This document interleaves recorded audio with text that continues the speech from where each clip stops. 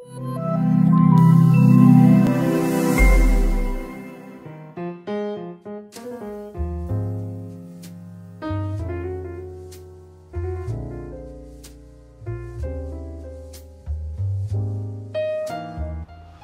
it out the label here, guys. Pinot Grigio. Of course, we're doing Pinot Grigio. Let me check. 2018. Always want to make sure. Maso Bianco Seiterre. Luigino and Claudio are running the show with this winery. We want to check it out. Let's check the wine out. In this case, we are in the northern west, most northern west region of the Pinot Grigio delle Venezie appellation. So we are in what is considered to be a relatively mountainy area. Trentino is a place where you want to go for holiday in the summer because you can enjoy the beautiful mountains, super green, beautiful Adige River where you can do wild water canoeing and lots of stuff. It's super clean environment. I mean, I love it. It's one of those ultimate images of mountains, you know what I'm saying? Of course, in winter time as well, if you like skiing, as I do, it's a wonderful place. The wine on the nose will remind you of some green. There's lots of vegetal notes like cat grass and a touch of herbs and spices. And spices, and also some Granny Smith apples, green apples as well. Very impressed by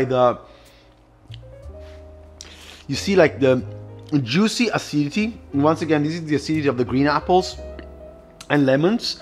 Quite tingling on the mouth. So the wine has got good vibration, like mineral vibration. I'm quite impressed with the fact that I was gonna say earlier that this is a 2018 and you would never guess, like the kind of like zestiness of the wine is the surprise. So for me, this is good to go with some good fish. It's quite clean, not overly complex in terms of aromatics, but I would definitely go for some beautiful fish. If you go for something that is slightly fattier, like you just boil fish with lovely handmade mayonnaise. That's what I would go for right now, man.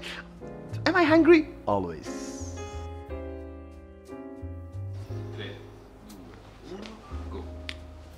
Cantina Lavis. You might have heard about this winery already because it's one of Italy's biggest players. It's one of Italy's most important COP. So hundreds of winemakers, hundreds of hectares, tiny portions of vineyard sites, and they're all coming together. And we are actually in the Trentino area, so like in the northern sites. Ezio Della Giacomo is the winemaker here, a young chap who knows so much about wine, but above all, who has also a humanistic factor in his upbringing. In other words, he's one of those winemakers that is not just high-techy kind of person, as a lot of winemakers tend to be, but he's also a guy who likes his conversation and plays a lot of puts a lot of emphasis on ethical winemaking processes. In other words, also helping the vigneron just to be happy in the field, and using a really low amount, for instance, of sulfur dioxide at the end of the fermentation and before bottling and all this kind of stuff. So shall we give it a shot?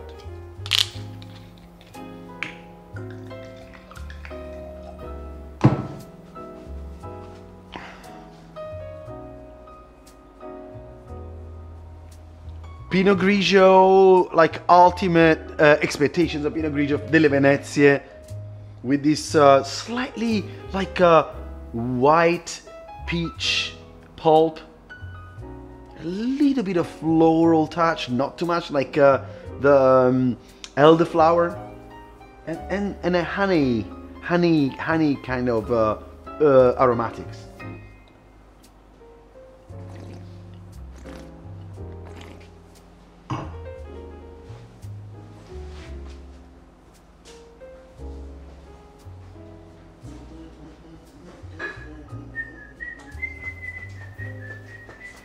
bravo. Adesso bravo. So, I have to confess something to you. I have opened the wine. I left the wine out of the fridge for a couple of hours, so it's not at the right temperature, but you know what? It's not compromised. You know how like wines, like light wines, like Pinot Grigio, you want them quite chilled. In this case, I like the fact that there is good acidity here. There is lemon, very clean fruit, lots of acidity. The wine is not overly complex. It's a 2018 and there is no signs of decay. This is perfect wine for aperitivo, for salad, like Caesar salads would be perfect with this kind of wine. Or what else can we go for? I'm thinking about a pita, you know, like do you know pita? If you don't know pita, go check out. You're Greek. No, cazzo ne so, pita. Sì, ci sta. Pita, io, if you don't know pita, go check it out. Cantina Lavis, guys. Cantina Lavis, you'll see me talking a lot, very happily about Coop wineries. Trentino Alto Adige, which is the region where this wine is from, is one of the Italy northernmost wine regions, and it's one of the places where the experiment of the Coop has been working better than it's one of those places where the Coop system has been working. It's one of those places where the Coop wineries have been working better than anywhere else. There is a super incredibly organized structure. The winemaker, the agronomist have daily conversations with the vigneron. These vignerons, you have to keep in mind that these guys have got like hundreds and hundreds and hundreds and hundreds of hectares, but they hand them over, or they are managing something that as a winemaker might be owning like 1 hectare, maybe 2 hectares. So as a result, because there is this incredible communication among them, they know what to do in the vineyard. So there is a very strong consistency in terms of quality standards. Meno alto del solito come situazione, vero? Però va bene. Perché meno alto? Ah, ok. Forse meno alto ma più contenuto. Ok. I'm not gonna tell you. Oh, well, maybe I should, because it's quite dark in here. No, we wanted to create this kind of like environment. It's the art director of the project, Super Gilberto, behind the cameraman. And so you might not be seeing that this is a rosé. Hold on a minute. Cazzo, dov'è l'annata? I was checking the vintage for you. It's 2019. A little bit. Lo vedi qui? Io sono uno sfocato. Posso farlo? A little bit of a onion skin color. Very transparent. On the nose, there is a cinnamon stick, cardamom. So some spices are out there. Hibiscus. And something that I'm not quite yes, it's the skin of a fresh red apple. You know, like Cinderella apple. Cinderella è Biancaneve, no? Cinderella Che si mangia. Cenerentola mangia la mela? No, è Biancaneve. Quindi, do you know which apple I'm talking about? Is the Snow White one.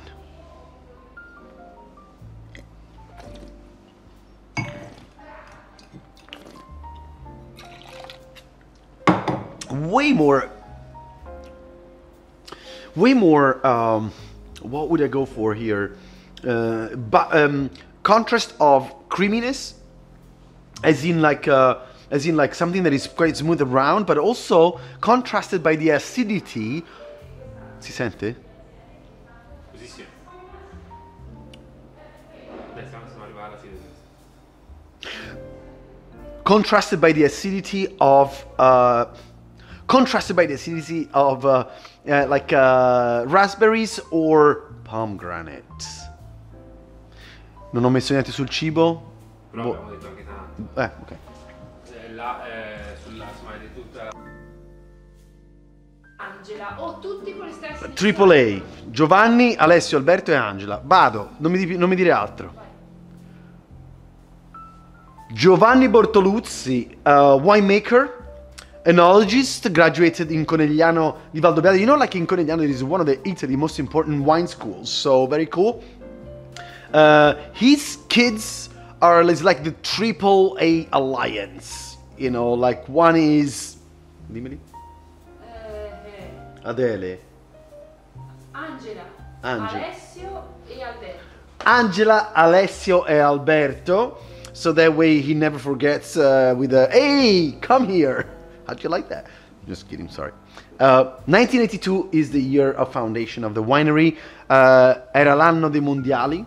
It was like Italy won the world championship in football. I'm not a big football fan, but you know what I'm saying? Like 1982, I remember my grandma sewing, just putting together the Italian flag, and I was in the street celebrating, and man, it was like so beautiful, the memories. It was a beautiful championship, you know. It's just like this crossing old world towards the new world, man, memories. Sorry, let's get into the wines. Gradisca di Isonzo, so we are along the Isonzo River on the eastern side of the appellation. Bourguignon Burgundy bottle ad Maiora. Let's give it a shot. Bella, ragazzi, mi ricordo scesi giù per la strada, c'ho la bandiera di Bona, era grande quanto un lenzuolo.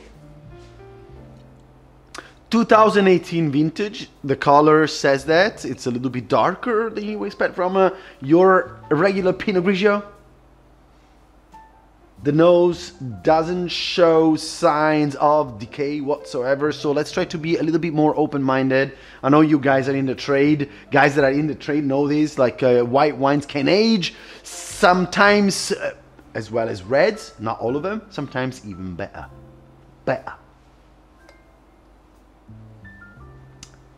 Green, a green touch together with vanilla and ripe passion fruit and mango, like some tropicalness and green.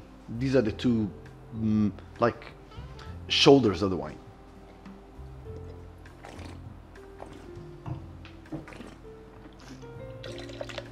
Whoa, very mature, very sweet without having sugar residual.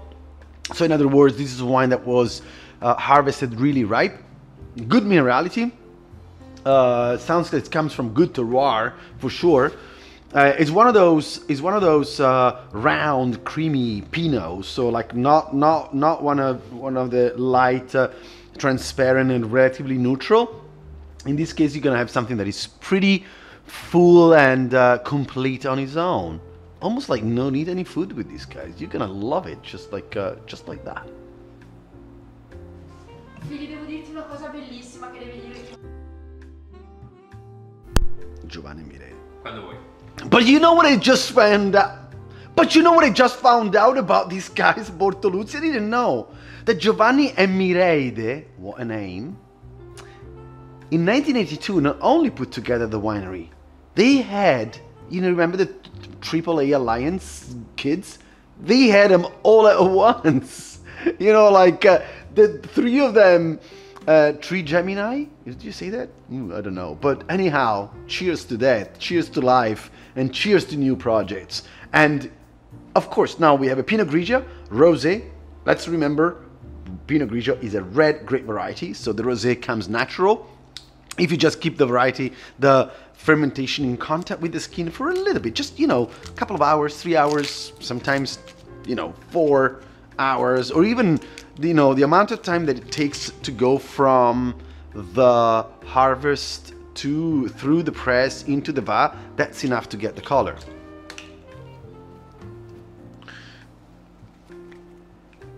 And you know what? I think we're gonna celebrate. There we go. We're gonna celebrate one more time. Very clear, very transparent. Quite a few bubbles for this Pinot Grigio. Let me check the vintage for you if there is one. I doubt there is one. No, perché è uno spumante. Ma sì, gli spumanti ce l'hanno, ci sono i millesimati, generalmente non ce l'hanno. So no vintage, non-vintage sparkling. Kind of like beautiful copperish pink. The nose is has got a little bit of a touch of smoke, like gentle smoke with floral. Like there is a jasmine, a clear jasmine note in the wine for me. It's maybe because nowadays we're having so much jasmine, even if it's like 3 kilometers away, your brain gets like jasminized. And raspberries. I was looking for the names of the forest fruit.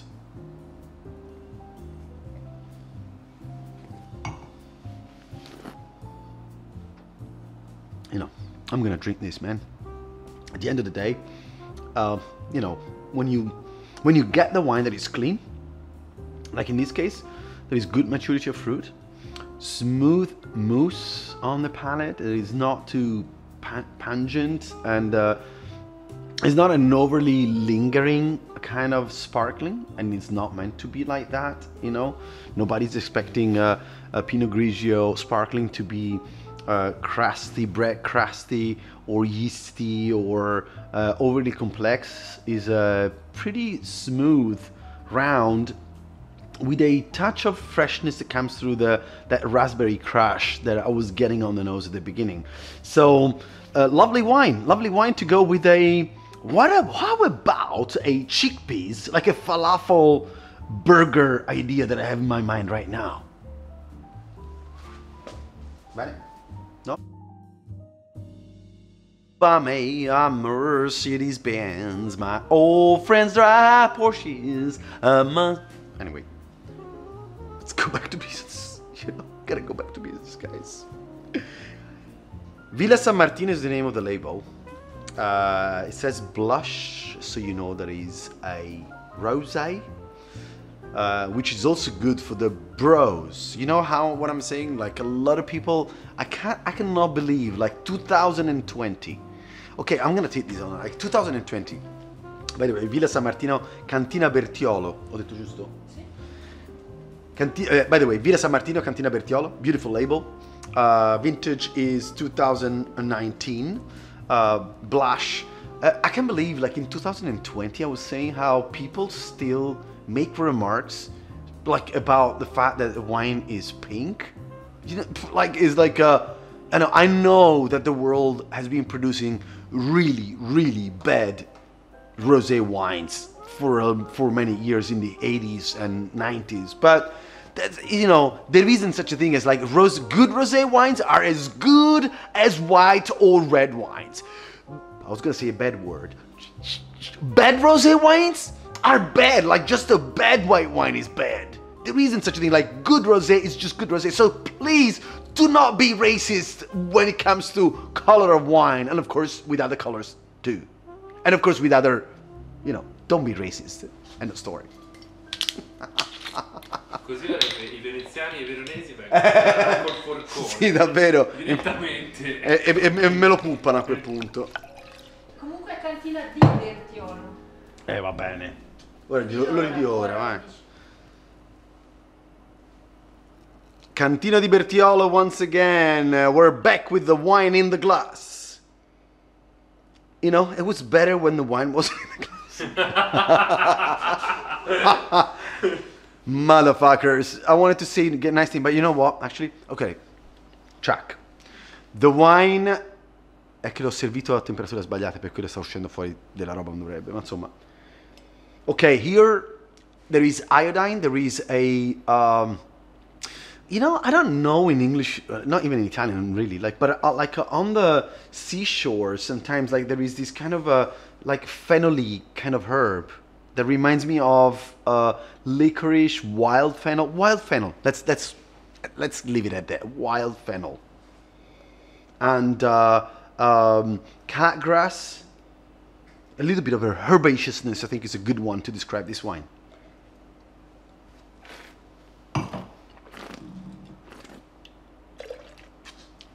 Slightly bitter. Almond bitterness. Okay. Slightly bitter. Almond bitterness.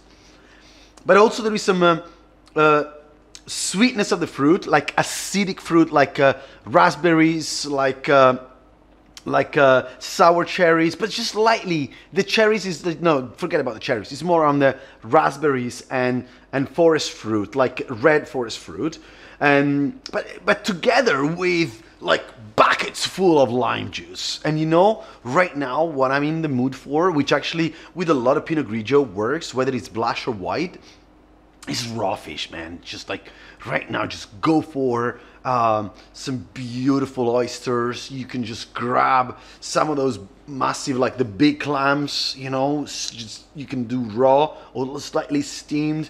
Perché no? Mazzara del Vallo, Gamberone Rosso, so the red shrimps from the southern part of Italy, in Sicily. Actually, in Trieste, in the Gulf of Trieste, there is some beautiful red shrimps that I recommend. You can tell, you know what day is today when I'm filming this? It's a Friday, man. It's 5 o'clock. And I'm really thinking about aperitivo. So, salute.